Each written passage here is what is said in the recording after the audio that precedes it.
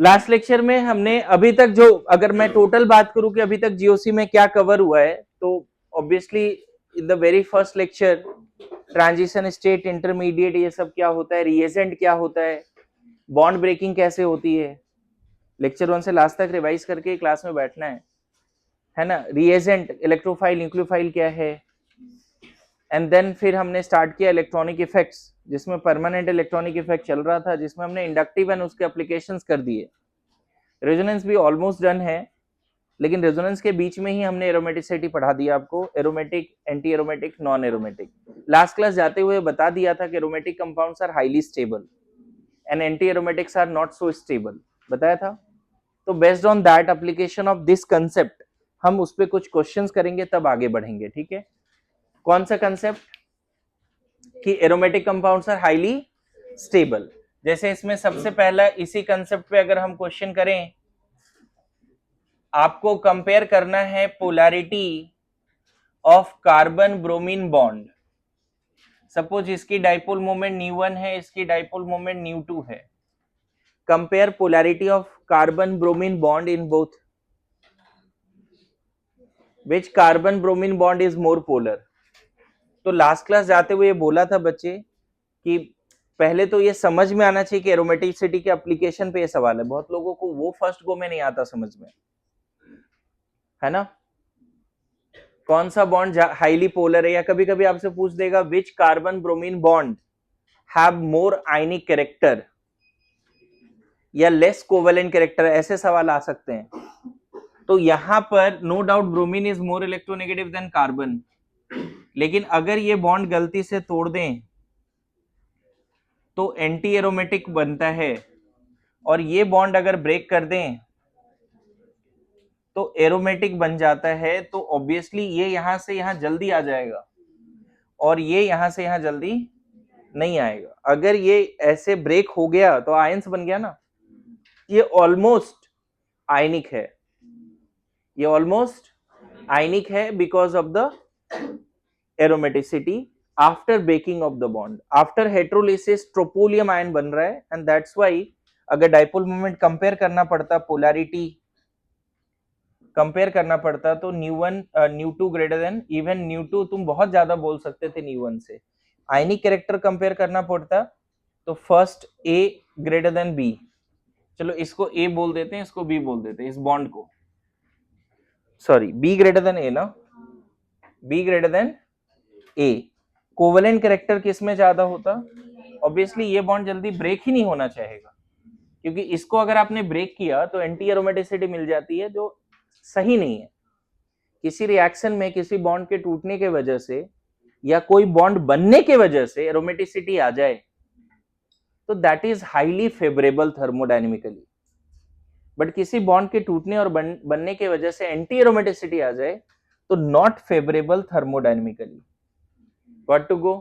तो पहला application polarity, इसी पे एक और क्वेश्चन कर देता हूं एप्लीकेशन पे। ये क्वेश्चन भी बताया था आपको कि इन दोनों में ज्यादा पोलर कौन सा बॉन्ड है, 1 या 2। इन दोनों में ज्यादा पोलर कौन सा बॉन्ड है, which carbon oxygen bond is more polar, है ना। तो हमें यहाँ पे दोनों बॉन्ड नहीं तोड़ने, हमें सिर्फ यहाँ क्या तोड़ने हैं, sigma bond, sorry pi bond, सिर्फ क्या तोड़ने इसमें। तो यहां से यहां जैसे ही आया बच्चे, आप देख सकते हो कि ये वाला पार्ट एरोमेटिक हो चुका है, एरोमेटिक, है ना। और इस केस में अगर गलती से आपने ये बॉन्ड तोड़ा, है ना, तो पाप लगेगा, समझ गए। अगर ऐसा कर दिया तो सही नहीं है। So what is the polarity, फिर से पोलैरिटी 1 का ज्यादा है 2 से। आयनिक कैरेक्टर भी किसका ज्यादा है, 1 का ज्यादा है 2 से। किसी बॉन्ड के ब्रेकिंग से या उसके फॉर्मेशन से एरोमेटिसिटी आ जाए तो that is highly favourable, highly spontaneous, है ना, थर्मोडायनेमिक पॉइंट ऑफ व्यू से। किसी बॉन्ड के ब्रेकिंग या फॉर्मेशन से नॉन एरोमेटिक बन जाए, सॉरी एंटी एरोमेटिक बन जाए, तो नॉट फेवरेबल। क्वेश्चन समझ रहे हैं सब लोग। अच्छा, इसी में जाते जाते एक क्वेश्चन करा के गया था, वो क्वेश्चन फिर से ट्राई करते हैं एक बार, अगर ध्यान में है तो।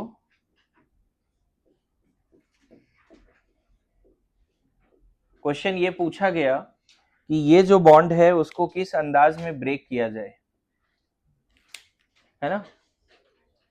ये जो बॉन्ड है इसका हेटेरोलिसिस ऐसे करना सही होगा या ऐसे करना सही होगा। ऑब्वियसली दोनों ही पॉसिबिलिटी लेके चलो बच्चे, जब ऐसा दिया जा रहा है तो ठीक है। अगर आपने ए के जैसा ब्रेक किया तो आप देख सकते हो कि यहां नेगेटिव यहां पॉजिटिव आ जाएगा, है ना। ऐसा करने से दोनों पार्ट एरोमेटिक हो गया, दोनों रिंग को मोक्ष की प्राप्ति हो गई, दोनों रिंग इंडिविजुअली एरोमेटिक हो गया। कर देना चाहिए काम, इट्स गुड, है ना। मतलब ये बॉन्ड हाईली पोलर होगा, ये बॉन्ड हाईली पोलर होगा। This carbon carbon double bond is highly polar, in fact this pi bond is almost ionic, this pi bond is almost ionic। और अगर आपने ऐसा किया तो उससे दिक्कत आती है ना, दोनों रिंग तकलीफ में चला जाता है, राइट। दोनों रिंग यहां प्लस और यहां माइनस, तो ध्यान रखना है नीचे वाला एंटी एरोमेटिक नहीं है, नॉन एरोमेटिक है, बताया था। 7 मेंबर्ड रिंग अगर एंटी एरोमेटिक दिखे 7 या उससे ज्यादा तो वो नॉन प्लेनर के डायरेक्शन में जाता है ना। ये नो डाउट ये एंटी एरोमेटिक है, ये एंटी एरोमेटिक है और ये नॉन एरोमेटिक है, जबकि यहाँ पे दोनों एरोमेटिक है, ठीक है। कुछ एप्लीकेशंस करा रहा हूं एरोमेटिसिटी का। देखो हो सकता है कि अगर किस्मत अच्छा रहा तो डायरेक्ट पहला वाला ही क्वेश्चन पूछ लेगा, which of the following is aromatic. अगर बहुत खराब रहा तो एप्लीकेशन पे पूछेगा, ठीक है, पोलैरिटी पे पूछ लेगा, लेकिन इससे ज्यादा वेरिएशन नहीं रहता है इसमें। लेकिन मतलब क्या बोलूं, कंसेप्ट्स ऐसे हैं कि एग्जैक्टली एग्जाम में जब फ्रेश क्वेश्चन मिलेगा तुमको ये डिसाइड करना पड़ेगा, इंडक्टिव से बनेगा, रेजोनेंस से बनेगा, हाइपर कंजुगेशन से बनेगा, है ना। किसी बॉन्ड की पोलैरिटी को लेकर aromaticity is the important factor also, resonance is also important factor कि कौन क्यों पोलर है, कौन नॉन पोलर है, ठीक है। डन, लिख लिया। जल्दी लिखना है, साथ में लिखना है, उतना टाइम नहीं दे पाऊंगा, है ना।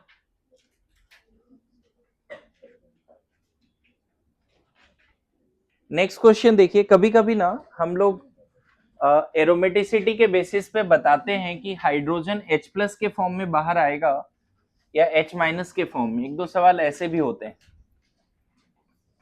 ठीक है। जैसे मान लो अगर ये क्वेश्चन है और आपसे बोला जा रहा है इसमें से जो दो हाइड्रोजन है, ये हाइड्रोजन H+ के फॉर्म में बाहर आएगा या H- के फॉर्म में। अगर इसको ब्रेक करना हुआ तो अगर इसका हेटेरोलिसिस करें और H+ बाहर निकाल दे, दोनों कार्बन को ही दोनों इलेक्ट्रॉन दे दें, इसको हटा दें और यहाँ माइनस आ जाएगा और H+ बन गया, दो में से एक ही H हटा रहे हैं, ठीक है। So this is aromatic. तो कभी कभी पूछा जाता है साइक्लोपेंटाडाइईन का जो sp3 कार्बन उसका हाइड्रोजन एसिडिक क्यों है। साइक्लोपेंटाडाइईन 13 साइक्लोपेंटा 13 डाइईन का जो sp3 कार्बन है उसका हाइड्रोजन एसिडिक क्यों है, ठीक है। तो रीजन आप देख सकते हो कि अगर उसको हम H+ के फॉर्म में निकाले होते, H- के फॉर्म में निकालेंगे तो एंटी एरोमेटिक हो जाएगा, तो ये नहीं कर सकते। So why the sp3 hydrogen of cyclopentadiene 13 diene is acidic in nature because when it came out in the form of H+ we get the aromatic conjugate base, and conjugate base अगर aromatic है तो stable है। पहले भी concept सीखा है, stable the conjugate base, stronger the corresponding acid, stable the conjugate base, stable the corresponding acid। पढ़ाया कि नहीं पढ़ाया बताओ। स्टेबल द कॉन्जुगेट बेस, समझ गए ना। तो कभी कभी ना कोई हाइड्रोजन H प्लस के फॉर्म में बाहर आता है और जो कंजुगेट बेस बनता है अगर वो एसिडिक हो वो एरोमेटिक हो गया, so definitely this is a strong acid, not strong like HCl, but ठीक है, नॉर्मल अल्केन वगैरह से तो काफी स्ट्रांग होगा। अल्केन का हाइड्रोजन एसिडिक होता है क्या? नहीं, sp3 कार्बन से जो हाइड्रोजन जुड़ा है वो एसिडिक होता ही नहीं। लेकिन ये देखो sp3 से जुड़ने के बावजूद भी एसिडिक इन नेचर, यही एक नया चीज सीखना है यहाँ पे। क्लियर है? This hydrogen is not as acidic like HCl और H2SO4 और HNO3. They are mineral acid and they're too strong. But yes, inorganic acids, organic acids में भी वीक तो है, बट वीकर साइड में भी ठीक ठाक एसिडिक स्ट्रेंथ रहता है। क्लियर है? फिर से रिपीट कर रहा हूं, पूरा कंसेप्ट मैंने 2-3 बार बोल दिया, एक बार और बोलने में मुझे दिक्कत नहीं है। एसिडिक हाइड्रोजन वो होता है जिसका कॉन्जुगेट बेस स्टेबल होता है, एंड अगर कॉन्जुगेट बेस एरोमेटिक हो गया, मतलब H+ निकलने के बाद जिस कार्बन पे या जिस एटम पे नेगेटिव आया उसके वजह से एरोमेटिसिटी आ गई, तो ऑब्वियसली वो हाइड्रोजन H+ के फॉर्म में बाहर निकल सकता है। बोलो, आ रहा है समझ में? वो हाइड्रोजन H+ के फॉर्म में बाहर निकल सकता है। एग्री? बोलिए।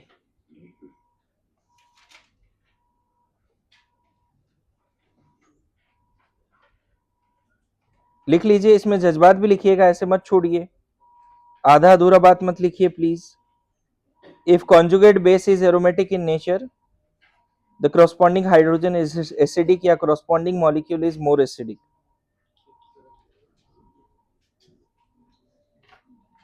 ठीक है?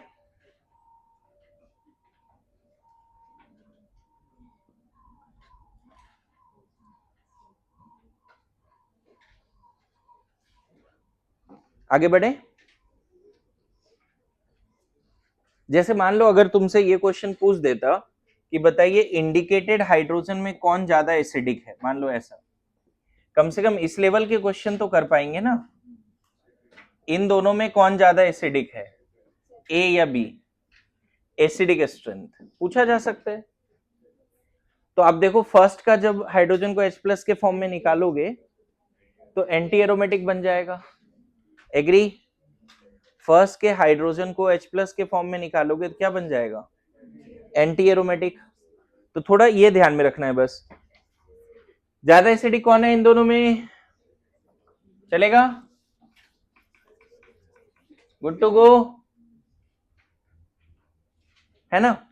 कभी कभी ऐसा भी पूछ सकता है कि 5 मेंबर्ड रिंग में जो इंडिकेटेड हाइड्रोजन है, मान लो इसको 1 बोल रहे हैं, और यहाँ पे 7 मेंबर्ड रिंग में इंडिकेटेड हाइड्रोजन को हम 2 बोल रहे हैं, which indicated hydrogen is more acidic?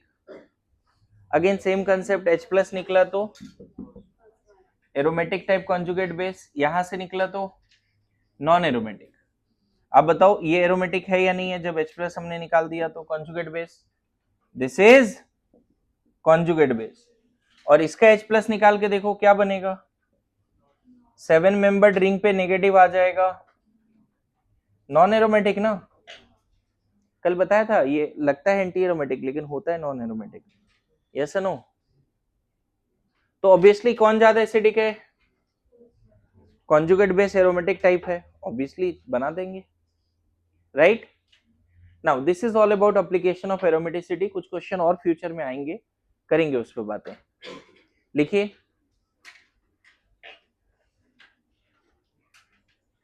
अभी हमने क्या क्या सीखा है मैं बताऊं? What is resonance, why resonance, and where resonance. कहां कहां हो सकता है, कितने टाइप के कॉन्जुगेटेड सिस्टम है, कहां कहां रेजोनेंस हो सकता है ना?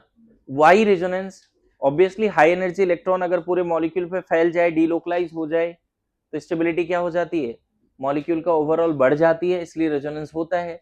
सो why resonance, what is resonance, what is the condition of resonance, and where, what are the molecule where the resonance are? Yes or no? Conjugated system, pi sigma, pi lone pair पढ़ा है ना? pi positive charge, pi negative charge, whether the lone pair is delocalized or localized। ये power आना चाहिए आपके पास अभी तक कि लोन पेयर को देख के बता पाए कि delocalized है या लोकलाइज्ड है। मेरे पावर नहीं आ रहा है तो गड़बड़ है। क्लियर है? मतलब मैं तो अभी बोल रहा हूं कि आपको कंसेप्ट इस लेवल पे अंदाज रखना है, ध्यान देना थोड़ा सा। अगर मान लो मैं बोल रहा हूं ये ज्यादा स्टेबल है, या फिर बातें नहीं प्लीज, ये ज्यादा स्टेबल है। मान लो मैं पूछा कि इन दोनों में ज्यादा स्टेबल कौन है, स्टेबिलिटी। तो कार्बोकेटाइन के स्टेबिलिटी के लिए रेजोनेंस किस तरह से जिम्मेदार है? अगर पॉजिटिव चार्ज रेजोनेंस कर जाए, मैं इसका आंसर जानना चाहता हूं प्रथमेश से, बताओ फर्स्ट ज्यादा स्टेबल है। स्वानंद इसका आंसर बता दे, फर्स्ट या सेकंड कौन ज्यादा स्टेबल है?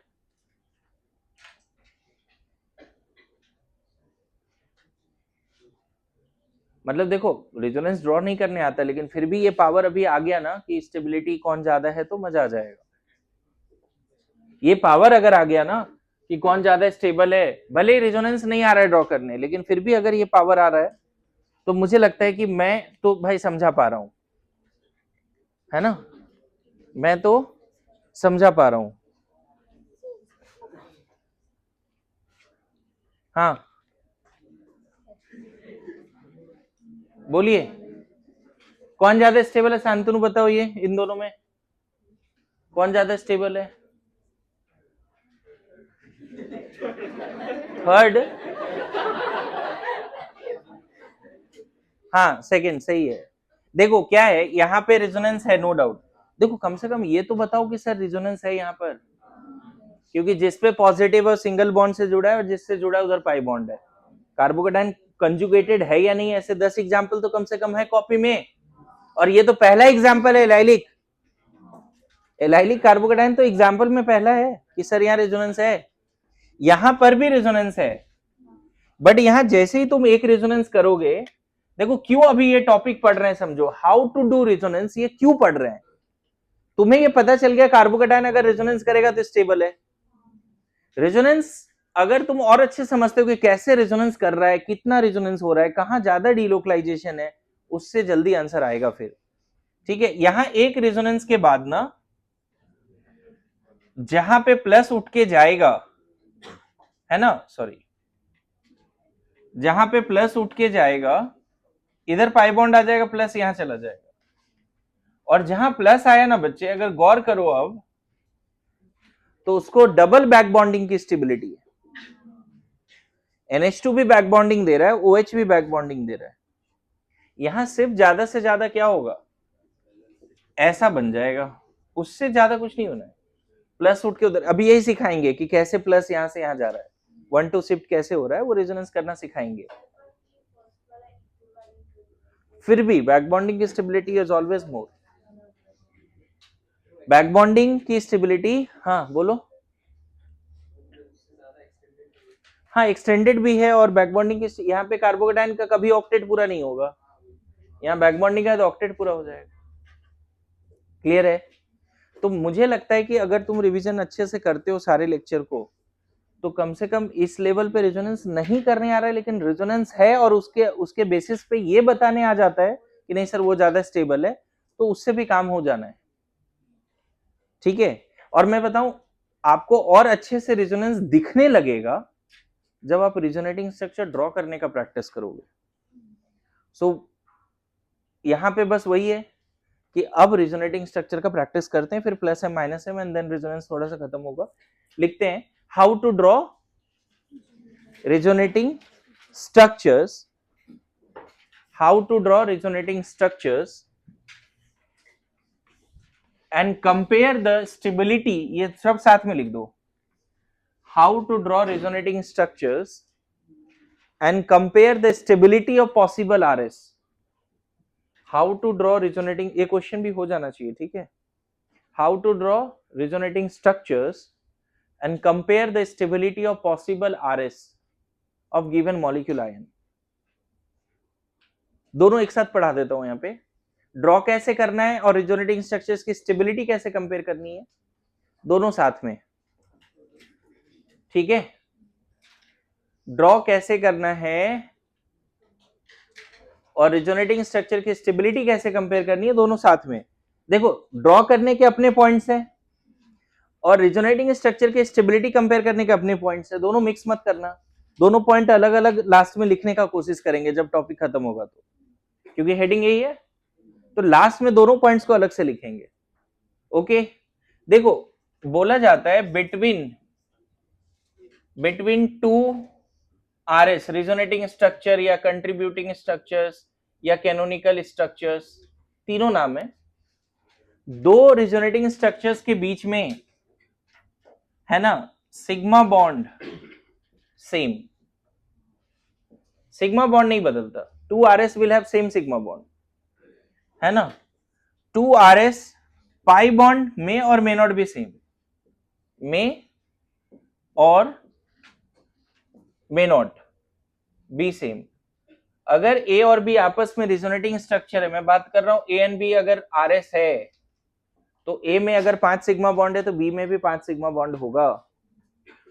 लेकिन ए में अगर 2 पाई बॉन्ड है तो हो सकता है बी में 1 ही पाई बॉन्ड हो।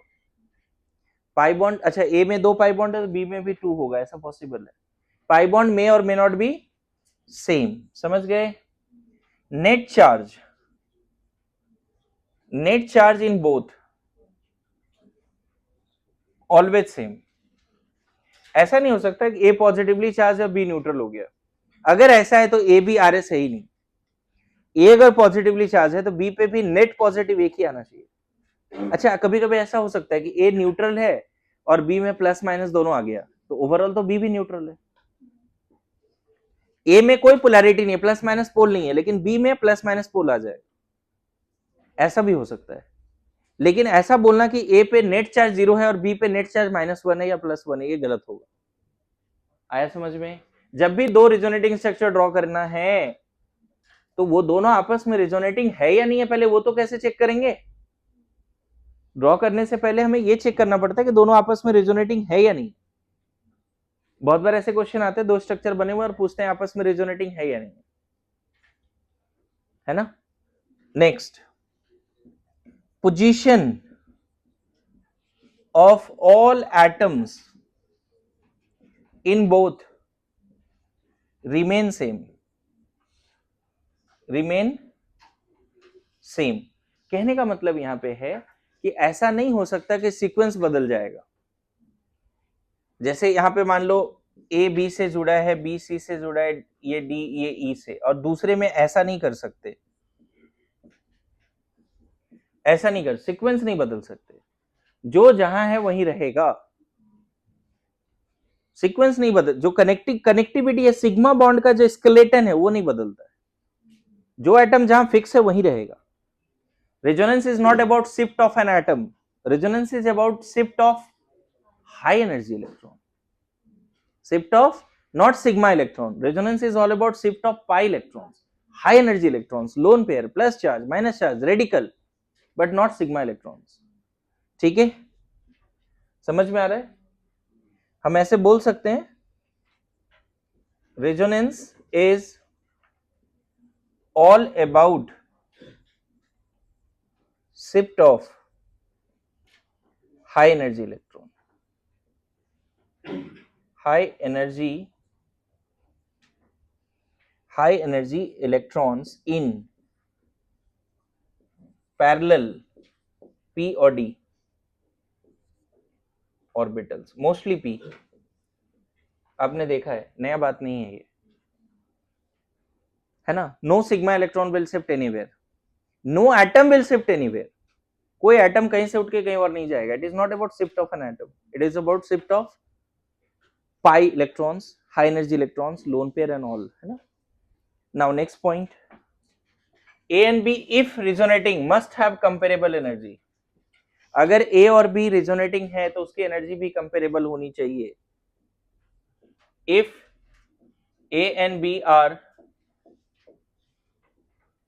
RS, है ना। जनरली मस्ट नहीं, शुड बोलो, should have comparable energy, should have comparable. देखो ड्रॉ करने के पहले अगर ये पॉइंट्स याद है तो ड्रॉ करने में गलतियां कम होगी। ऐसा नहीं कि तुम एटम को शिफ्ट कर दोगे या कोई पहला आरएस न्यूट्रल है दूसरे में पॉजिटिवली चार्ज दिखा रहे हो, ऑटोमेटिकली पता चल जाता है कि हम गलती कर रहे हैं। ठीक है, sigma bond, it is not shift of sigma bond है ना, it is shift of pi bonds. Position of all atom in both remain same, intact, remain intact. Resonance is all about shift of, ये तो पहले ही definition था हमारा, ये नहीं भी लिखाते तो भी समझ में आता है, लेकिन ये पॉइंट लिखा है कि एटम शिफ्ट नहीं होगा, इसलिए बैक टू बैक ये लिखा दिया क्या शिफ्ट होगा।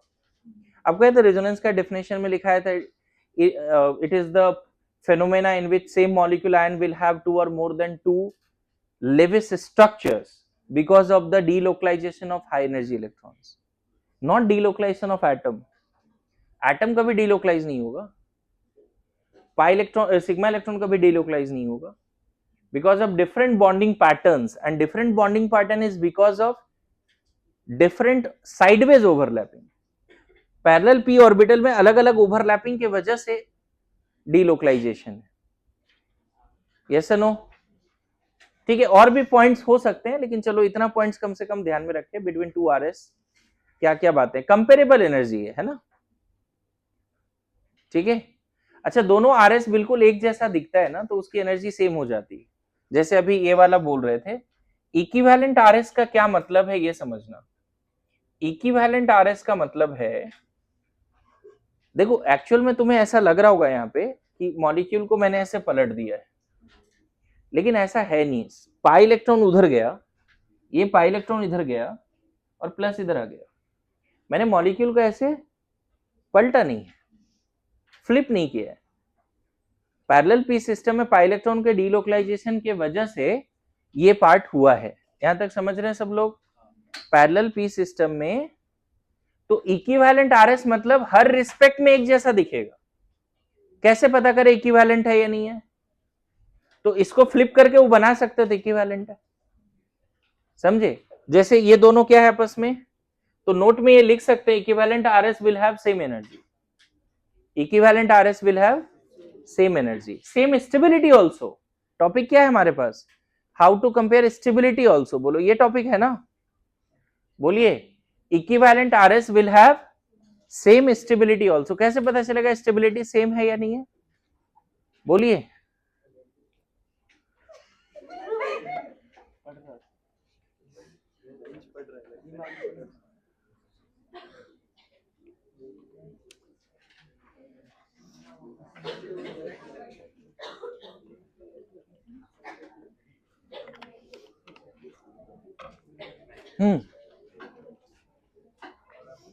अच्छा बताओ, एक बातें नहीं, ये दोनों इक्विवेलेंट है या नहीं है बताना है।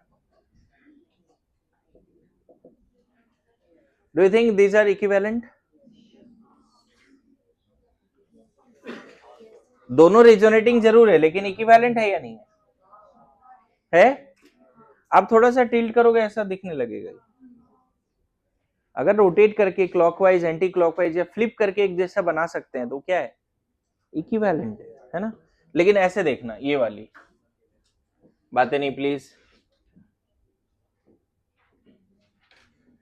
अच्छा अभी ये भी चेक करना है कि ये दोनों इक्विवेलेंट है या नहीं है, ठीक है? सॉरी, इक्विवेलेंट है नहीं, ये दोनों रिजोनेटिंग है या नहीं, पहले वो चेक करते हैं, बाद में इक्विवेलेंट देखते हैं। बताओ दोनों में सिग्मा बॉन्ड कहीं बदला है? सिग्मा बॉन्ड जितना है उतना ही है, 5 मेंबर्ड रिंग है दोनों, ऐसा नहीं है कि ओपन साइकिल है क्लोज साइकिल है, वो सारे पॉइंट चेक कर रहे हैं। दोनों में पाई बॉन्ड भी सेम है, सिग्मा बॉन्ड भी सेम है ना। पाई बॉन्ड देखो यहाँ 2 है, यहाँ 2 है। पोजीशन इंटेक्ट है, पोजीशन इंटेक्ट है। शिफ्ट ऑफ क्या हुआ है? लोन पेयर यहाँ पे शिफ्ट करके कुछ, सिग्मा बॉन्ड का कोई शिफ्टिंग नहीं हुआ है, तो ये दोनों आरएस है, ए एंड बी आर, लेकिन इक्विवेलेंट या नॉन इक्विवेलेंट है? अच्छा यहाँ नेट चार्ज कितना है? 0। यहाँ नेट चार्ज कितना है? प्लस माइनस आया पोलैरिटी, लेकिन नेट चार्ज तो 0 ही है ना। मैंने क्या बोला? Charge must be, net charge in both must be same. पहला न्यूट्रल है, प्लस माइनस नहीं है, लेकिन दूसरे पे प्लस माइनस आ गया, लेकिन ओवरऑल तो न्यूट्रल है। लेकिन एक चीज समझना, ये नॉन इक्विवेलेंट है, नॉन इक्विवेलेंट क्यों है? यहां नाइट्रोजन पे प्लस है क्या पहले वाले में, या कार्बन पे माइनस है? नहीं, यहां क्या दिख रहा है? नॉन इक्विवेलेंट हो गया। पहले में कोई पोल ही नहीं है, दूसरे में पोल है। यहाँ पे देखो, यहाँ एक प्लस है तो यहाँ भी एक प्लस है, इक्विवेलेंट। यहाँ एक माइनस है तो यहाँ भी एक माइनस है। आया समझ में? इक्विवेलेंट आरएस किसको बोलते हैं? N equivalent RS will have more will have same stability. अच्छा, इस केस में देखो, अब पॉइंट्स वाले चल रहे हैं। अगर आपको दो आरएस दिखते हैं और दोनों नॉन इक्विवेलेंट है, तो आगे फ्यूचर में बताऊंगा कि जहां चार्ज आ जाता है, पोलैरिटी आ जाता है, वो लेस स्टेबल होता है। मतलब प्लस माइनस जहां नहीं है, प्रॉपर न्यूट्रल है, वो ज्यादा स्टेबल है। चलो उसके पॉइंट्स बाद में लिखाता हूं मैं, ठीक है? सो बताइए, सब लोग क्लास में समझ पाएंगे इक्विवेलेंट नॉन इक्विवेलेंट क्या होता है? पॉइंट समझ पाएंगे?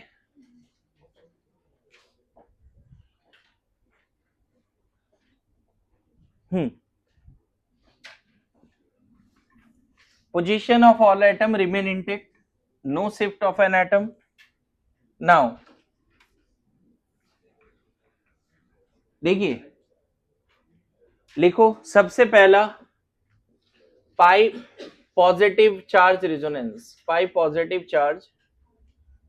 देखो कॉन्जुगेशन में तो बताया है, अब यहाँ पे रेजोनेंस करके बताना पड़ेगा हमें। मतलब पाई एम्प्टी ऑर्बिटल रेजोनेंस, पाई एम्प्टी ऑर्बिटल रेजोनेंस, ठीक है? इसमें सबसे बेसिक एग्जांपल आप एलाइल कार्बोकेटाइन का ले लो। 3 स्टेप्स है इसमें, स्टेप्स ध्यान रखना। जहां प्लस है उसको 1 बोल दो, और सामने वाले पाई बॉन्ड को 2 3 बोल दो, ठीक है? आपको करना क्या है, 2 3 के बीचों बीच से एरो निकाल के 1 2 में एंड करना है। एरो साइन के साथ ही प्लॉट करने का कोशिश करना है। 2 3 से एरो निकाल के 1 2 के बीच में एंड करना है। और इसके बाद दूसरा स्ट्रक्चर जो होगा, देखो ऐसा हो जाएगा। एक्चुअल में 2 3 का पाई बॉन्ड टूट गया, हेट्रोलिसिस हुई, 2 पे नेगेटिव 3 पे पॉजिटिव, लेकिन 2 पे नेगेटिव 1 के पॉजिटिव के साथ जुड़ गया, बैक बॉन्डिंग हो गई। तो एक्चुअल में ये हो गया आपका रेजोनेटिंग स्ट्रक्चर। देखो जो एटम जहां है उधर ही है, ऐसा नहीं कि हमने इसको फ्लिप किया है। जो एटम जहां है वही है। मतलब बड़ा सिंपल है, 3 स्टेप्स में होता है। मतलब तीन नंबरिंग करना है और एक एरो है, बस 3 नंबरिंग करनी है और एक एरो है। ऑर्बिटल लेवल पे यहाँ क्या हुआ देखो, ऑर्बिटल लेवल पे पहले ये दोनों पाई बॉन्ड बनाया हुआ था और ये एम्प्टी था। यहां ऑर्बिटल लेवल पे क्या हुआ है, यहां ऑर्बिटल लेवल पे ये दोनों पाई बॉन्ड बनाए, ये एम्प्टी हो चुका है। सिग्मा बॉन्ड में कोई चेंज नहीं आया। देखो सिग्मा बॉन्ड में कोई चेंज नहीं आया। एक तरह से ऐसे सोचिए, सिंपल, ये इलेक्ट्रॉन इधर खिसक गया और ये इधर खिसक गया। अगर ये इलेक्ट्रॉन इधर गया तो ये न्यूट्रल हो गया विथ 1 अनपेयर्ड, यहाँ प्लस आ गया। फिर ये इलेक्ट्रॉन भी इधर गया तो ये न्यूट्रल पॉजिटिवली चार्ज हो गया विथ 0 इलेक्ट्रॉन। ये दोनों पे इलेक्ट्रॉन है, बॉन्ड बना लेगा। ये हाई एनर्जी इलेक्ट्रॉन धीरे धीरे उधर शिफ्ट हो गया, इधर बॉन्ड बन गया, प्लस इधर आ गया। समझ में आ रहा है? पॉजिटिव चार्ज का डिलोकलाइजेशन ऐसे होता है।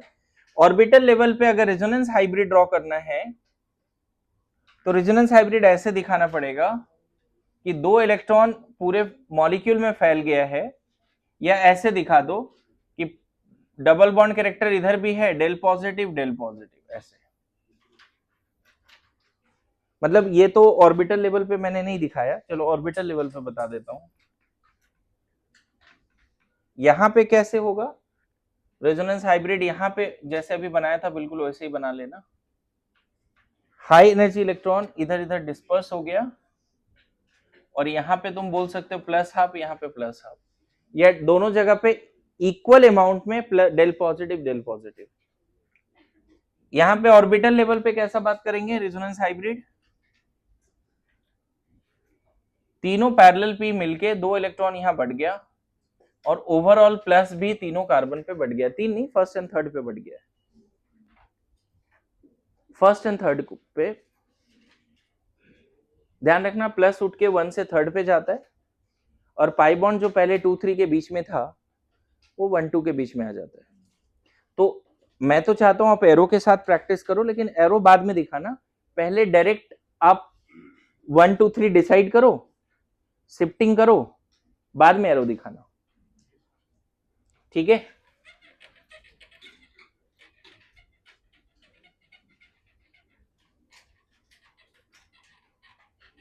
पाई पॉजिटिव कॉन्जुगेशन, जैसे एक एग्जांपल अगर मान लो ऐसा दे दिया, देखो यहाँ पे ना 1 2 3 1 2 3 दो बार हो जाएंगे बस। मैं बोलूं एरो बाद में दिखाना, पहले ये 1 है, ये 2 है, ये 3 है, वो वाले स्टोरी रिपीट कर, 2 3 से 1 2 के बीच में बॉन्ड, और +1 से उठ के किस पे आ जाएगा। तो एरो बाद में दिखाना, पहले इसका रिजोनेटिंग स्ट्रक्चर मैं ऐसे बना दूं क्या, देखो तो आ रहा है समझ में। एरो बाद में दिखाते हैं। क्या किया, 1 2 3, 1 पे प्लस है, 2 3 के बीच में पाई बॉन्ड है। आपको क्या करना है, पाई बॉन्ड 2 3 से उठा के 1 2 के बीच में रख देना है, और 1 का प्लस को 3 पे रख देना है, 2 को कुछ नहीं करना है, 2 न्यूट्रल ही रहेगा, चलेगा। लेकिन अब एरो दिखाना होता है तो हम बोलते कि देखिए ऐसा है, 2 3 के बीचों बीच से एरो निकालना है, 1 2 के बीचों बीच एरो को एंड कर देना है। अच्छा अब एक स्टेप हो गया, फिर से ये 1 है, ये 2 है, ये 3 है। मैं बोल रहा हूं आप पहले समझो, लिखने पे ध्यान मत दो। फिर से जहां प्लस है वो 1 है, ये 2 है, ये 3 है। क्या कर लें, यहां 3 पे प्लस, देखो हो गया। मैं बताऊं फर्स्ट एंड थर्ड इक्विवेलेंट है, फर्स्ट एंड थर्ड इक्विवेलेंट है, क्योंकि लेकिन हाँ 2 और 1 2 नॉन इक्विवेलेंट, 1 2 इक्विवेलेंट नहीं। क्लियर हुआ, फर्स्ट एंड थर्ड इक्विवेलेंट है सब लोग। 1 2 3 1 2 3 ऐसे 4 बार रिपीट हो सकते हैं, 2 बार हो सकते हैं, सिर्फ एक बार हो सकते हैं।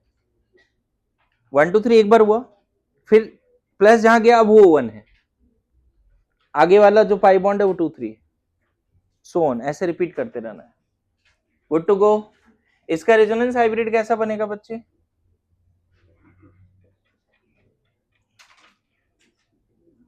डबल बॉन्ड कैरेक्टर ऐसा दिखाओ, del plus del plus del plus, एक प्लस 3 कार्बन पे बढ़ गया, यही तो खासियत है रेजोनेंस का, है ना।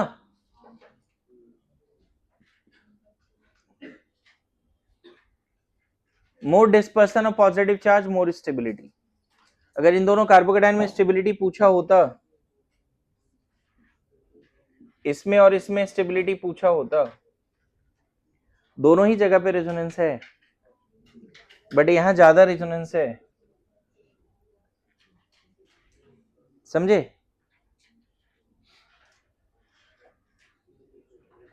बोलो प्लस चार्ज का रेजोनेंस कर पाओगे सब लोग, 1 2 3 1 2 3 बार बार रिपीट करें।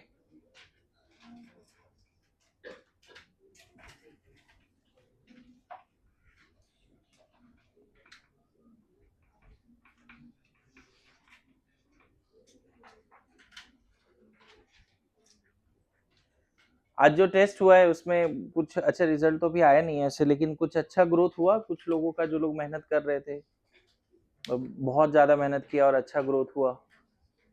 क्या होगा बता, लास्ट टेस्ट में कितने, किसका, तुम्हारा हुआ ना अच्छा ग्रोथ, तो बताओ ना एक बार, शर्मा कह रहा है। हाँ अभी 440, लास्ट टेस्ट में 440 था, अभी वेरी गुड। और कोई, हाँ बोल संकेत बता। हाँ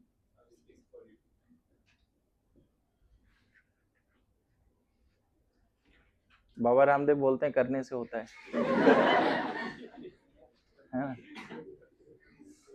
कोशिश कर, 700 भी जाएंगे। हाँ, और एनीवन एल्स? गड़बड़ हो गई, बहुत ज्यादा नहीं बढ़े। हाँ, आपका मैडम? नहीं हो पाया अभी भी। हाँ हाँ, बताओ बताओ बताओ, बोलो जो भी है। इम्प्रूवमेंट इम्प्रूवमेंट होता है, 1 मार्क से भी हो। हाँ, साइलेंस। हाँ, 447, गुड। हाँ रितेश, बोलो बोलो, जल्दी बोलो।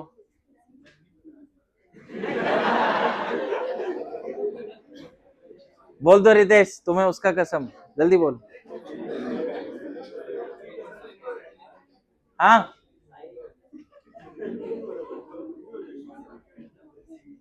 बोल बोल, इतना क्या।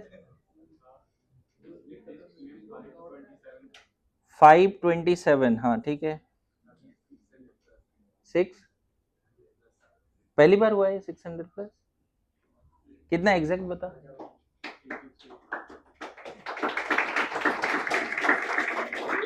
पहली बार? हाँ, सपने पूरे होते हैं क्या? अरे बहुत लोग हैं क्लास में जो 600 प्लस लाना चाह रहे हैं, मैं जान रहा हूँ ना, है ना। हाँ रितेश, एक तो शायरी बनता है, पहली बार 600 प्लस आया। चलो चलो जल्दी, बता बता बता रितेश। अब तो तुम्हारे लिए देखो, गुड न्यूज भी है, बैड न्यूज भी है। बैड न्यूज भी है कि ईएनटी देना पड़ेगा हर वीक, है ना, जो भी है। लेकिन देना ही पड़ेगा हर वीक, ऑप्शन नहीं है। हाँ, चलो इसी न्यूज पे एक,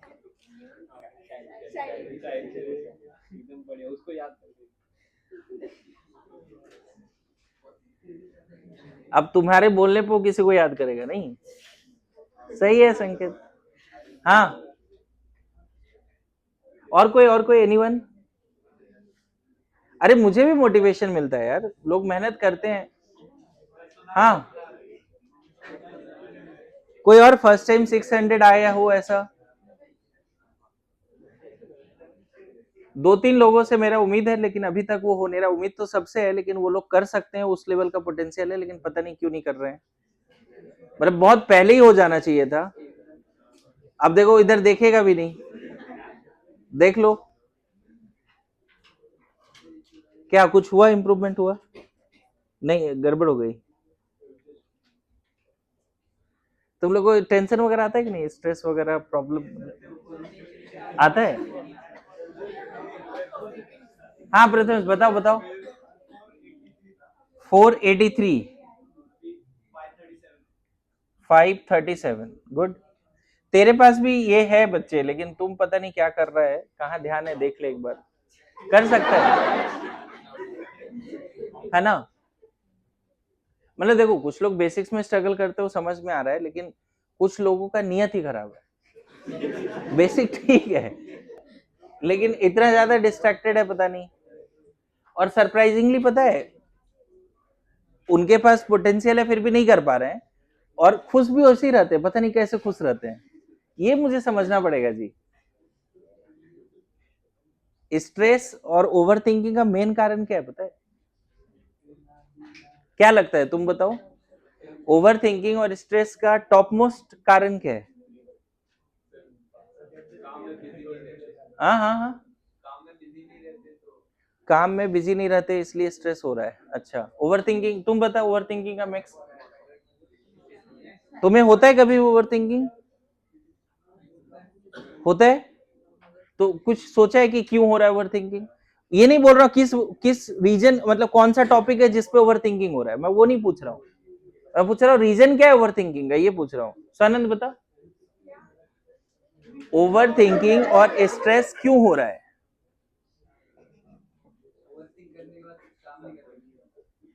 नहीं, तुम समझ नहीं रहे, कोई पर्टिकुलर चीजों से तुम परेशान है, वो तो दिन रात चलता रहता है, लेकिन परेशान वो बार बार चल क्यों रहा है? क्या लग रहा है? ओए silence silence, no no no. Shridhar, क्या पॉइंट है तुम्हारा? स्ट्रेस ओवर थिंकिंग क्यों होता है? होता ही नहीं तुम्हें? अरे यार सही है। नहीं, और भी लोग हैं यहाँ पे, प्रथमेश भी है, उधर सारभ भी है, इधर तुषार भी है, नहीं होता ना? क्या होता है तुम्हें? देखो मैं क्या बोल रहा हूं, मेरे बात समझना। मेरा जो एक्सपीरियंस है ओवर थिंकिंग और स्ट्रेस का मेन कारण जो मुझे लगता है, एक साइलेंस, ओवर थिंकिंग और स्ट्रेस का जो मेन कारण मुझे लगता है वो ऐसा है कि बहुत सारे चीज तुम्हारे कंट्रोल में है जो तुम कर सकते हो, फिर भी वो नहीं करते, इसके वजह से ओवर थिंकिंग होती है। तुम्हारे कंट्रोल में है मान लो ये लाना, और तुम नहीं कर पा रहे हो, तो ओवर थिंकिंग हो रही है। जैसे होता है ना कि जो काम तुम कर रहे हो अच्छे से ईमानदारी से, उसमें ओवर थिंकिंग नहीं होती। जैसे मान लो एक दिन तुम सारा दिन केमिस्ट्री पढ़ो, केमिस्ट्री को लेके तुमको ओवर थिंकिंग नहीं होगी उस दिन, उसी दिन तुमको फिजिक्स और बायो के बारे में ओवर थिंकिंग शुरू हो जाएगी। मेरे बात समझना, एक दिन कुछ नहीं पढ़, देखो सारे सब्जेक्ट के बाद तेरे कंट्रोल में था पढ़ना। मैं फिर बोल रहा हूँ, ये डिसाइड करना तुम्हारे बस की बात होनी चाहिए कि तुमको पता चलनी चाहिए तुम्हारे कंट्रोल में क्या है और नहीं है। जैसे मैं बताऊं, कभी कभी मुझे ओवर थिंकिंग होती है कुछ लोगों को मतलब डिस्ट्रैक्टेड देख के, या फिर जो करना है वो नहीं कर पा रहे हैं। मैक्सिमम हम बच्चे से दिन रात जुड़े हुए हैं, तो ऑब्वियसली तुमको लेके ओवर थिंकिंग होती है, लेकिन फिर मैं सोचता हूं कि ये मेरे कंट्रोल में नहीं है। मेरे बात समझना, तो मेरे ओवर थिंकिंग वैनिश हो जाती है, खत्म। मेरे कंट्रोल में थोड़ी ये है कि मैं इसको ये लाके दिला दूं, मेरे कंट्रोल में क्या है कि मैं ईमानदारी से पढ़ा दूं, सिलेबस करा दूं। और सिलेबस और ईमानदारी से पढ़ाने में मेरे को ओवर थिंकिंग नहीं होती कभी भी। तुम डिस्ट्रैक्टेड हो, तुम नहीं पढ़ रहे हो, उसको लेके मैं कभी कभी ज्यादा स्ट्रेस में जाता हूँ, ओवर थिंकिंग में जाता हूँ, लेकिन फिर वो वैनिश भी हो जाती है, क्योंकि मेरे में यह समझ है कि मेरे कंट्रोल का चीज नहीं है। मेरे बात समझ रहे हो? मेरे में यह समझ है। तो तुम जिस दिन ओवर थिंकिंग कर रहे हो, कम से कम इतनी मैच्योरिटी रख दो कि वो तेरे कंट्रोल वाला चीज है या आउट ऑफ कंट्रोल वाली चीज है। मेरी बात समझ रहे हो? कोई ऐसा एग्जाम्पल, जैसे मान लो जिसमें ओवर थिंकिंग हो रही है, अभी पार्टिसिपेट करते हैं, कोई ऐसा एग्जाम्पल कि हाँ सर इसमें स्ट्रेस होता है, थोड़ा ओवर थिंकिंग होती है, कोई ऐसा एग्जाम्पल? एनीवन? पढ़ के भी मार्क्स नहीं आ रहे हैं, इस पे ओवर थिंकिंग हो रही है तुम्हारी? नहीं, अभी जो एक्चुअल में फेस कर रहे हो मैं वो बात कर रहा हूं। श्रेया, कोई ऐसा बात जिसमें लग रहा है स्ट्रेस हो रहा है, ओवर थिंकिंग हो रही है? जल्दी जल्दी बोलो, कोई ऐसा बात परेशान नहीं कर रहा तुमको?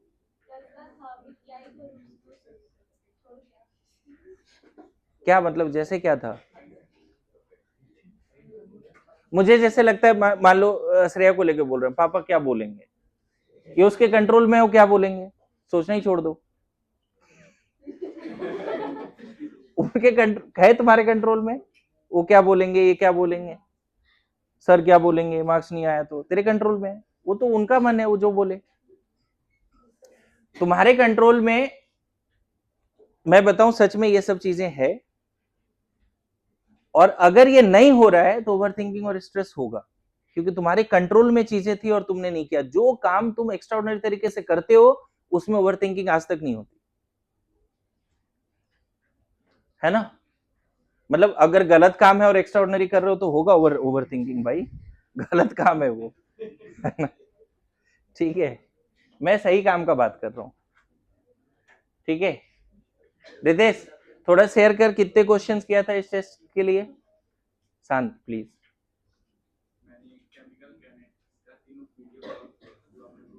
जो पीडीएफ भेजा था इजी मॉडरेट डिफिकल्ट वाला, अच्छा ठीक है, और सैंपल पेपर सॉल्व किया था, ठीक है, और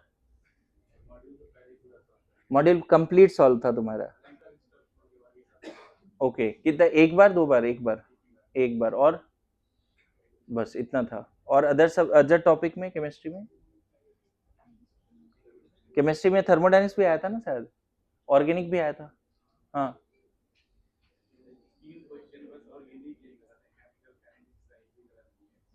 अच्छा, ऑर्गेनिक का तीनों कितने आए थे? ऑर्गेनिक के 4-5 आए थे। नेमिंग के तीनों गलत हो गए तुम्हारे से। ठीक, देख लो मतलब मार्क्स कैसे आ रहे हैं समझ लो। वो भेजा था, वो किया उसने डीपीपी सारे, है ना, मॉड्यूल भी अच्छे से किया हुआ है। ठीक है, पहली बार बेचारा बहुत दिन से स्ट्रगल कर रहा है, मैं बताऊं जब से आया इनफैक्ट तब से स्ट्रगल कर रहा है कि किसी तरह ये मार्क्स आए, है ना। लेकिन इसका पहले इसलिए नहीं आता था क्योंकि बहुत ज्यादा डरता था। अभी पता नहीं थोड़ा सा कॉन्फिडेंस आया है। नेक्स्ट नेक्स्ट रेजोनेंस ड्रॉ करते हैं। हाँ, इसका कैसे करेंगे? फिर से 1 2 3 कौन लेने वाले हैं? मैं क्या बोल रहा हूं बच्चे, मन में नंबरिंग करिए, जहां प्लस है वो 1, इधर 2, ये 3 मत जाना, 2 3 के बीच में पाई बॉन्ड चाहिए हमें, 2 3 के बीच में पाई बॉन्ड चाहिए ही। अब क्या करना है, ये पाई बॉन्ड 1 2 के बीच में लाना है, 3 पे प्लस लाना है, एरो बाद में दिखाते हैं, चलेगा। देखो इधर डबल बॉन्ड, यहाँ प्लस, और बाकी जो है वो तो एज इट इज रहने देंगे ना, उसको क्यों हम डिस्टर्ब करें। अब यहाँ एरो चाहो तो तुम दिखा सकते हो कि यहाँ देखो ऐसे हुआ है, 2 3 से एरो निकला, 1 2 के बीच में एंड हुआ। अब बताओ, अब आगे का स्टेप बताओ जल्दी से। अब ये 1, ये 2, ये 3, ये 1, ये 2, ये 3, क्या लिख दें इधर जल्दी बोलो। बाकी जो इधर वाले पाई बॉन्ड है उसमें कोई चेंजेस मत करो, ठीक है। ये पाई बॉन्ड यहाँ आ गया 1 2 के बीच में, प्लस आ गया इधर। अब एरो दिखाना हो तो कैसे दिखाएंगे कि 2 3 से एरो निकला, 1 2 के बीच में एंड हो गया। आया समझ में? ओके, नाउ नेक्स्ट नेक्स्ट फिर से प्लस ये 1 2 3, है ना, नंबरिंग करें 1 2 3। कुछ लोगों को आता है बच्चे, मैं उनके लिए नहीं बता रहा हूं, आपको अच्छे से समझाने की कोशिश कर रहा हूं जो कभी नहीं सीखा है। बार बार 1 2 3 1 2 3 ऐसा 3 स्टेप डांस है, रिपीट हो रहा है बस वही स्टेप, समझ गया? हाँ, अब क्या देखो, इधर वाला दोनों pi bond as it is दिखाओ, ये पाई बॉन्ड इधर आ चुका है और 3 पे प्लस, यहां तक समझे? फिर से अभी 1 2 3 होगा, ये 1, ये 2, ये 3, 1 2 3, समझे? अब फिर क्या करें बताओ, क्या करें फिर से? 2 3 से पाई बॉन्ड 1 2 के बीच में क्या करें? अगर आप गौर करोगे तो पहला जैसा ही बना है लेकिन कुछ चीजें तो बदली है। फर्स्ट जैसा ही है, देखो ना, फर्स्ट एंड थर्ड इक्विवेलेंट है, sorry first and last, first and last equivalent है, देखो तो फर्स्ट एंड फिफ्थ इक्विवेलेंट है, कैसे? हाँ, ये दोनों भी इक्विवेलेंट है, प्लस देखो यहाँ पे प्लस यहाँ पे इक्विवेलेंट है। अच्छा बताओ, फर्स्ट और लास्ट में क्या बदल गया? Pi bond shift. तो फर्स्ट लास्ट इक्विवेलेंट जरूर है बट सेम नहीं, दोनों अलग है। क्लियर है? कोई बोले बेंजाइल कार्बोकेटाइन का कितना आरएस बनेगा तो 5 बना के आना है, ठीक है। और अगर रेजोनेंस हाइब्रिड दिखाना होगा तो हर जगह डबल बॉन्ड कैरेक्टर दिखाएंगे, और जो प्लस चार्ज पहले टॉप पे था वो उठ के इधर आया, फिर नीचे भी गया, फिर यहां भी गया। This is the resonance hybrid of benzyl carbocation. Benzyl carbocation का रेजोनेंस हाइब्रिड, रेजोनेटिंग स्ट्रक्चर कितने हैं? 5, और रेजोनेंस हाइब्रिड यहाँ पर भी देखो मैंने एरो नहीं दिखाया था, पहला एरो दिखाया, दूसरा दिखा देता हूँ, 2 एरो मिसिंग, एक एरो मिसिंग थी। हमेशा 1 2 3 1 2 3 रिपीट कर लोगे क्या? पक्का? ठीक है, देखो सीखने के अंदाज में बैठोगे तो 2 क्वेश्चन से सीख जाओगे। बार बार एक ही लाइन बोल रहा हूं कि 1 जहां प्लस है उसको 1 मानो, और सिंगल बॉन्ड से जुड़ा है, फिर 2 3, 2 3 के बीच में पाई बॉन्ड है, 1 2 के पाई बॉन्ड को 2 3 के पाई बॉन्ड को 1 2 के बीच में लाके एंड करना है, ठीक है। ओके,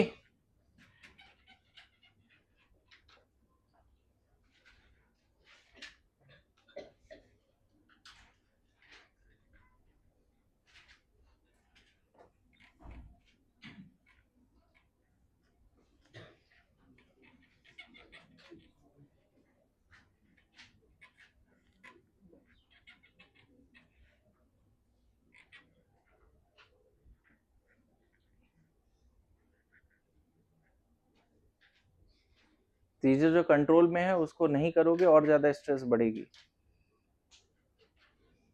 ओवर थिंकिंग बढ़ेगी। आइडेंटिफाई करो क्या क्या चीजें कंट्रोल में है ना। मार्क्स लाना तुम्हारे कंट्रोल में, पढ़ना तुम्हारे कंट्रोल में है, बार बार बोल रहा हूं।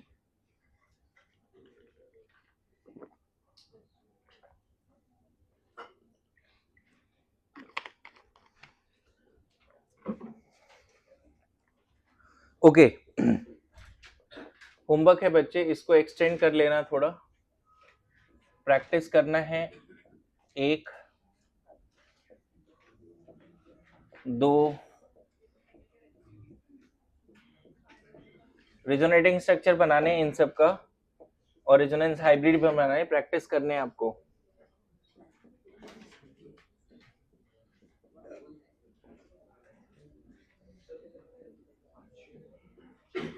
श्रेया बताओगे ये फोर्थ का कितने आरएस बनेंगे?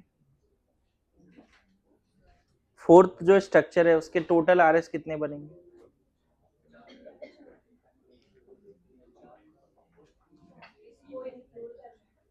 हाँ वो एक स्ट्रक्चर ही है ना। सब लोग ट्राई करो। यहाँ पे सिर्फ ये वाला पार्ट में रेजोनेंस होगा बच्चे, देखो ऐसे ये प्लस उठ के यहाँ जाएगा बस, है ना। इसका अगर रेजोनेटिंग स्ट्रक्चर दिखाना चाहो तो ऐसे दिखा देना, यहाँ प्लस आ गया देखो। और अगर इसका रेजोनेंस हाइब्रिड दिखाना है तो सिर्फ जिस पार्ट में रेजोनेंस हुआ है वहां डबल बॉन्ड कैरेक्टर दिखाओ, डेल प्लस, पूरे मॉलिक्यूल में नहीं जाएगा। देख रहे हो, ये प्लस है 1, ये 2 3, 2 3 से एरो 1 2 के बीच में 3 पे, इधर कुछ नहीं करना है, sp3 कार्बन है, उसको छेड़ना भी नहीं है, ठीक है। हाँ अरे कोई नहीं बोल पा रहा है, कितने आरएसएस के?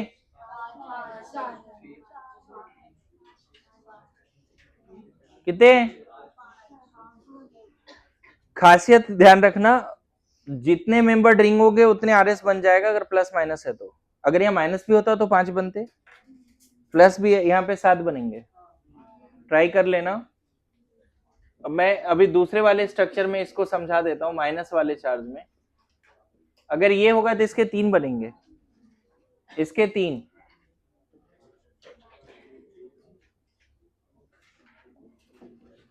इन सब के आरएस प्रैक्टिस करने हैं, होमवर्क है।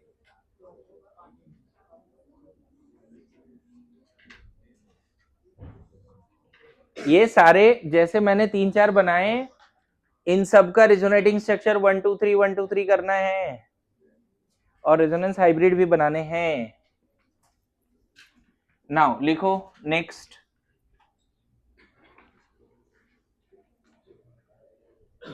मैं बताऊं, इसको कम से कम चाहो तो जिनका बहुत ही वीक है रेजोनेंस वगैरह, ऑर्गेनिक फर्स्ट टाइम सीखने के इंटेंशन से बैठे हैं, इसको 20 तक लेके जाओ।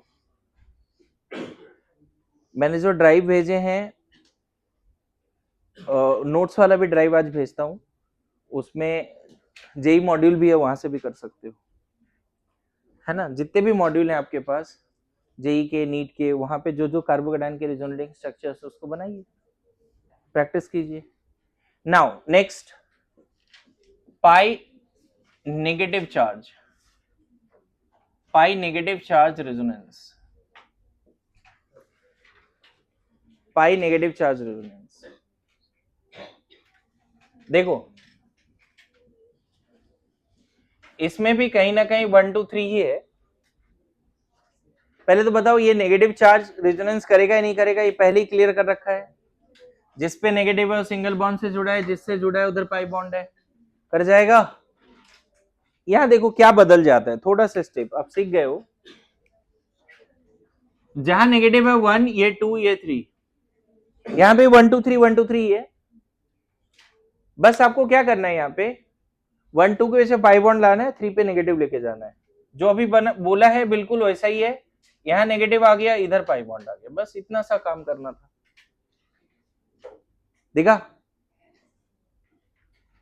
जहां प्लस था अभी वहां माइनस है, जो प्लस की स्टोरी थी वही माइनस की स्टोरी है। थोड़ा सा स्टोरी क्या बदलता है, सब लोग इधर ध्यान दीजिए।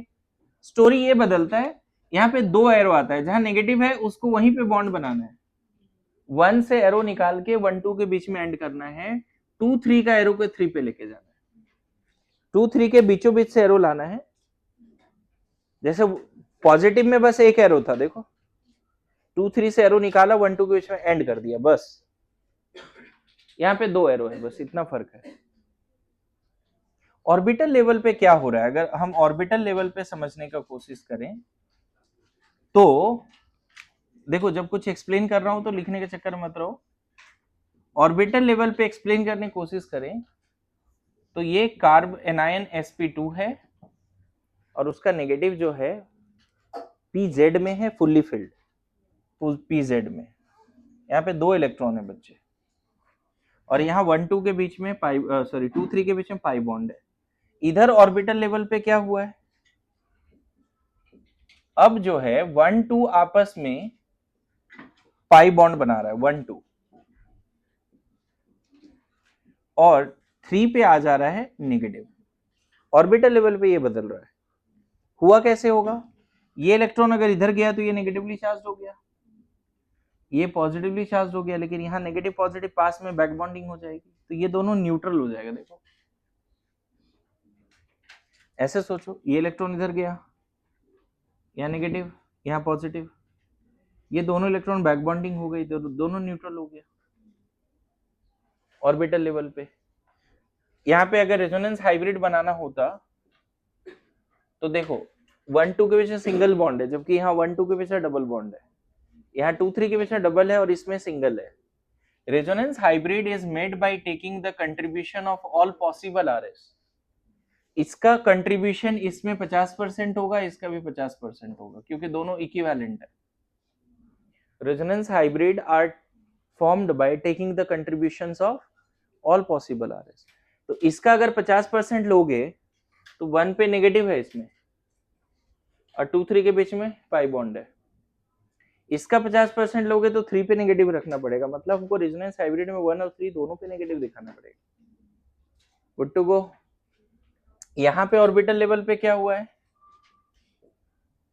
चारों इलेक्ट्रॉन इन 3 पैरेलल p में बढ़ गया, 4 इलेक्ट्रॉन इन तीनों पैरेलल p में बढ़ गया, ओवरऑल माइनस है। 4 के 4 हाई एनर्जी इलेक्ट्रॉन थे, 2 fully filled p negative charge and 2 इधर, सब बढ़ गया आपस में। तो स्टोरी बड़ा सिंपल है, जो नेगेटिव का पॉजिटिव चार्ज का था वही स्टोरी है, बोलो। तो मुझे लगता है कि अगर मान लो इस एक्सटेंशन को बढ़ा दें, एरो लेकिन बदला है क्या, एरो बदला है ना जी, पॉजिटिव में एक ही एरो था, अभी कितने एरो आ गए, 2 एरो आ गए। अच्छा, इसी को थोड़ा अगर और बढ़ा के लिखते क्या हो जाता, सोचो, 2 बार 1 2 3 1 2 3 करते, 1 2 3, ये मन में कर सकते हैं, 1 2 में पाई बॉन्ड, 3 पे नेगेटिव। तो मैं एरो बाद में दिखाता हूं, पहले ड्रॉ करने सीख लेते हैं। यहां नेगेटिव और इधर ऐसा, एरो बाद में दिखाते हैं, पहले ड्रॉ करना सीख लेते हैं, चलेगा। अब एरो दिखाना होता तो नेगेटिव चार्ज को यहाँ बॉन्ड बनाते, 1 जहां नेगेटिव है वहीं बॉन्ड बनाना है, 1 से उठा के 1 2 के बीच में एंड करना है, 2 3 से उठा के 3 पे एंड करना है। देखो पहला स्टेप। अच्छा, इसके बाद क्या होगा बता सकते हो कोई, ये 1 ये 2 ये 3, ये नेगेटिव इधर, पाई बॉन्ड इधर, एरो बाद में दिखाओ, ठीक है। यहाँ नेगेटिव, यहाँ पाई बॉन्ड, देखो यहाँ पे एरो दिखाना होता था ऐसे, देखो 1 से 1 2 के बीच में पाई बॉन्ड, 2 3 से 3 पे नेगेटिव। एरो थोड़ा याद रखोगे तो ज्यादा अच्छा रहेगा, है ना। ध्यान से सुनो, कुछ लोग ऐसे ऐसे करते हैं, यहाँ से एरो उठा के इधर लगा देते हैं, इधर लगा देते हैं, पता ही नहीं चलता क्या चल रहा है। कंसेप्चुअल रखो थोड़ा, ठीक है।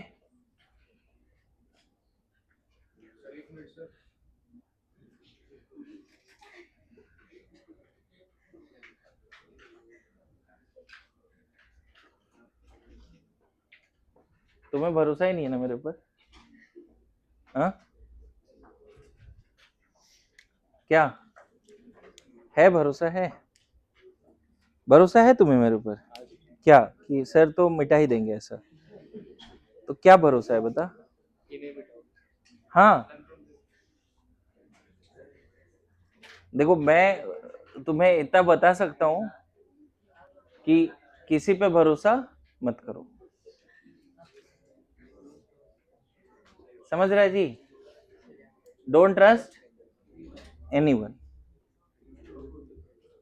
ए, तुम्हें समझ में आ जाए क्या बोला मैंने? किसी पे भरोसा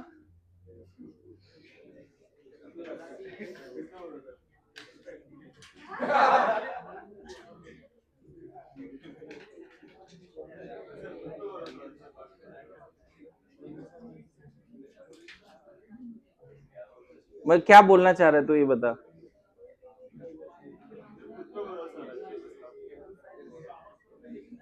कभी कभी खुद पे भरोसा नहीं होता ना, तो दूसरों पे क्या भरोसा करना है, मैं ये बता रहा हूं,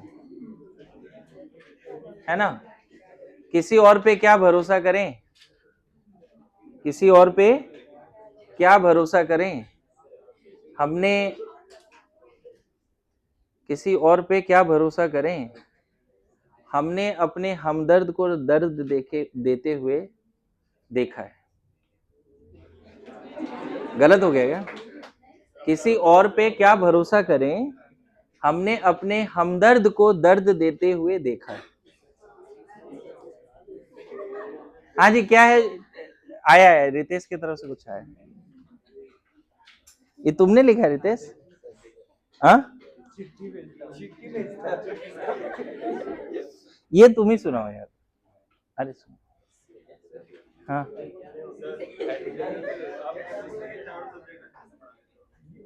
क्या? केमिस्ट्री के चारों सब्जेक्ट, चारों पोर्शन, एक फिजिकल, एक ऑर्गेनिक, एक इनऑर्गेनिक, चौथा तो बता।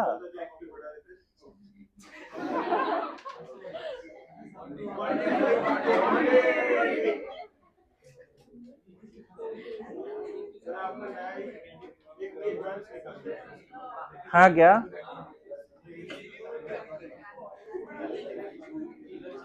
तुम लोगों ने सिखाया था ना। रितेश जल्दी जल्दी करना है तो बताओ, टाइम नहीं है अपने पास, जल्दी। हाँ, ए शांत शांत शांत, बोल दे बोल दे। 600 प्लस आया, इस खुशी में तो बनता है एक शायरी। हाँ, टूटता है दिल तो दुख होता है। ओके, किसको? अच्छा तो ठीक है ठीक है ठीक है।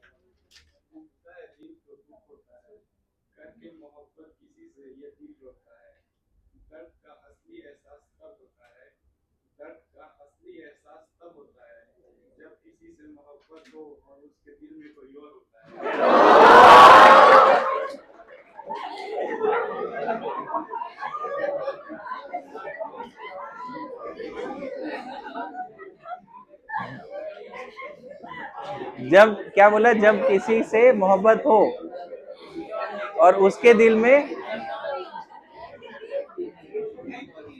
अब लग रहा है कि ये तेरे इश्क में 2 बनने वाला है। हाँ,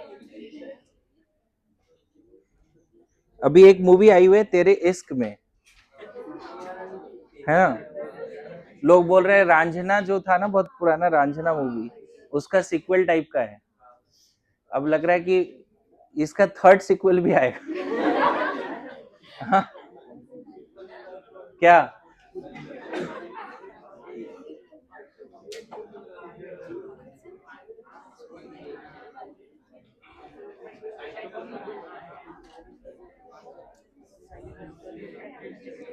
रितेश, सच्चाई यही है रितेश, प्यार में सिर्फ दर्द है।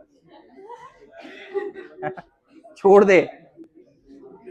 ओके, आगे बढ़ते हैं, आगे आगे, इधर साइलेंस।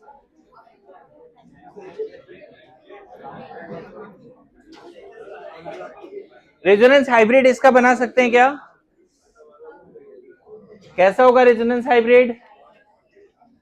देखो, double bond character del negative, del negative, del, कहां का नेगेटिव आया वो देख। इन तीनों का कंट्रीब्यूशन होगा इसको बनाने में।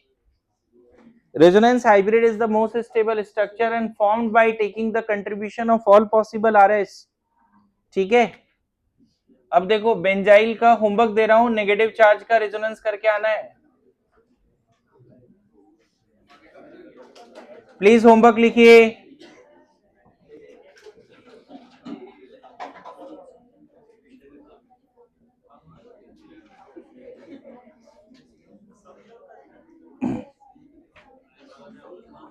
मैं कल चेक करूंगा, ये सब सबके कॉपी में प्लॉट होना चाहिए। फेनोक्साइड, फेनोक्साइड की भी आरएस आपके एनसीईआरटी में दी हुई है। प्लीज फेनोक्साइड का भी रिजोनेटिंग स्ट्रक्चर ड्रॉ कीजिएगा।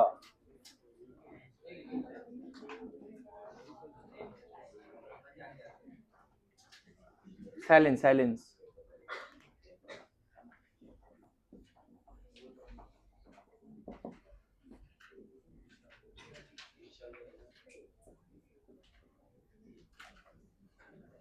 जेई एडवांस में एक बार ये क्वेश्चन आया है कि इसके कितने रिजोनेटिंग स्ट्रक्चर है, ये क्वेश्चन आया है जेई एडवांस में। मतलब ऐसे भी क्वेश्चन कभी कभी आते हैं कि टोटल आरएस कितने हैं, इसके कितने होंगे, अभी शॉर्टकट समझाया था। हाँ 5 ना, ठीक है। ये सब प्लीज प्लीज बातें नहीं।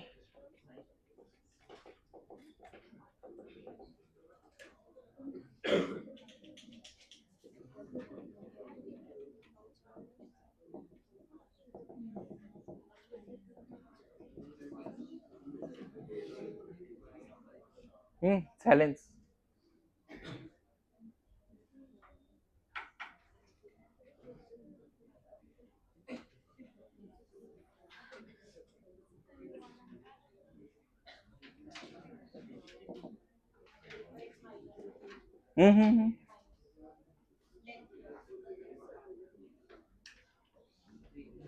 इन सब का आरएस ड्रॉ करना है, ठीक है।